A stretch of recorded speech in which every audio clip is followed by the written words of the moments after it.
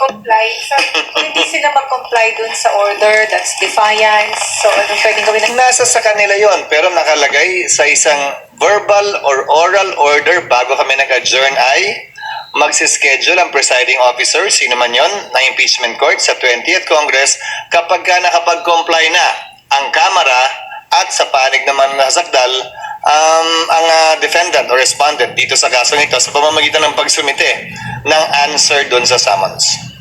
SP, SP pag hindi sumagot, dahil korte kayo, Una. ang Kamara po, or any of the parties, since court kayo, meron po bang option na ipakontempt nyo po? At kung papakontempt, paano po? Buong Kamara ba yun? Kasama yan sa poder, sa power ng impeachment court dahil nga suppletorily applicable ang rules of court. Subalit, magkaiba. Sa parte ng nasasakdal, meron siyang option na hindi sumagot. May procedure din kung sakasakaling gawin yon. Kung hindi siya sumagot, magpapatuloy ang pagdinig, mag-i-enter lamang ng plea of not guilty sa ngalan niya kung sakasakali dahil ang posisyon ng kanyang mga abogado, itong mga nagdaang buwan, ay aantayin daw nila ang desisyon ng Korte Suprema kaugnay sa kasong final nila. Hindi ko alam kung kailan ilalabas yun ng Korte. What about yung House SP Sa po? panig ng Kamara, desisyon niya ng impeachment court pagdating ng 20th Congress kung may ipapataw na parusa, pero definitely pagpapaliwanagin muna sila kung bakit hindi sila nagsumite ng kanilang compliance. At saka, akala ko ba interesado silang gawin ito? So bakit hindi sila mag-comply? Kumbaga, papasa sa kamay nila kung bakit hindi ito matutuloy kung hindi sila mag-comply. Okay. So, sir, clarification. Walang trial, hindi kayo mag-resume hanggang walang compliance dun sa order. Yun ang oral order na binigay sa impeachment court in open court bago kami nag-adjourn. Pero syempre, ulitin ko desisyon niya ng 20th Congress, 20th Senate. Ang posibleng magbago yung desisyon, posibleng pareho pa rin yung desisyon. Again, hindi namin pwedeng i-bind yung 20th Congress Senate kaugnay sa mga pagpapasyang ito. Sir, so kailangan pa bang humarap ni VP Sara? Sang-ayon sa aming rules, oo. Pero may karapatan siyang hindi humarap. Kung ayaw niya, magpapatuloy yung pagdinay kahit hindi siya humarap. SP, so hindi kayo magre-resume ng impeachment court if hindi ma-comply yung 1 and 2 sa pag-remand? Depende nga yun sa 20th Congress. Depende yun sa presiding officer ng 20th Congress. Halimbawa, sa aking pananaw, kung hindi magsumite ng sagot si VP Sara, kung hindi mag-comply ang Kamara, at some point in time, kailangan magpatawag ng pagdinig para pagpasyahan at pagdesisyonan ng impeachment court yung non-compliance, hindi lamang ng Kamara, pero pati na rin nasasakdal. Kung kailan gagawin yon, walang timetable o time period ang nakasaad sa rules namin. Si SP Escudero, he said there are no limitations on what the impeachment court can or cannot decide. He also said there was nothing in the rules or even in the rules of court that prohibits any senator judge from making such a motion. Your comment, sir.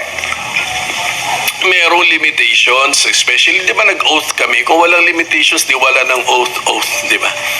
We will render impartial justice. So, bawal i-violate ng judge yun. So, if you're taking, if you're pursuing a partial position, partial stand, you're violating your oath to render impartial justice. Then, of course, there's a constitution. Yun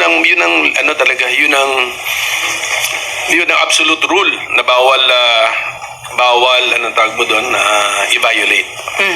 Kaya sir ba nangyari from motion to dismiss, naging motion to remand or return? And sinabi ho ni Attorney Tonggol, yung spokesperson ng Senate Impeachment Court, walang physical na binabalik sa House. Ito lamang daw ay constructive referral. Meaning, tingnan lang daw ulit ng Kamara yung Ganun yung tatlo eh. Tapos ang gusto lang pala nila is constructive to ask referral. questions. Sabi ng prosecutors that when you file your reply to the answer of the Vice President, in addition to replying to the answer the following questions from the court. 1, 2, 3, 4, 5. Hindi na kailangan mag-imbento ng magical word na return, comma, without dismissing or terminating the case. So sir, kung gano'n na lang, Tapos meron pa nga doon, until such time that. So, returned until such time that. So, masyado nang pina-complicate ang dapat simple lang na procedure. so sir, kung simpleng advisory ang ganawa ng impeachment court, hindi na kayo umani ng batikos from different sectors. Correct, kasi nga nag-imbento kami ng bagong konsepto. So sir, ano yun? Ang sabi nyo ba, nag-create ang impeachment court another issue to derail or to delay the impeachment? Ganun di ba ang impression nyo, sir? Imbis na simplihan mo yung proseso na madaling maintindihan ng lahat, hindi lang ng taong bayan but pati yung parties to the case para madaling makakomply, diretso lang sana, medyo lumiko ka, kumorbada ka, bumaba ka, tumaas ka. Di marami ngayon pwede maka-imagine ng legal issues, hindi ba? So, all the more hindi hindi tuloy napabilis o dumiretso yung daan. Sa pag-detour mo, pero ngayon nagtatanong, saan ka ba papunta? Yan pag-detour mo, tamang rota pa ba yan? So, hindi pa nanganganak, pero pwedeng manganak ng mga legal cases. Pag sinabi mo pag may mga legal cases na, na-focus ka na dun sa legal cases, hindi ka na dito ngayon nakafocus sa main issue.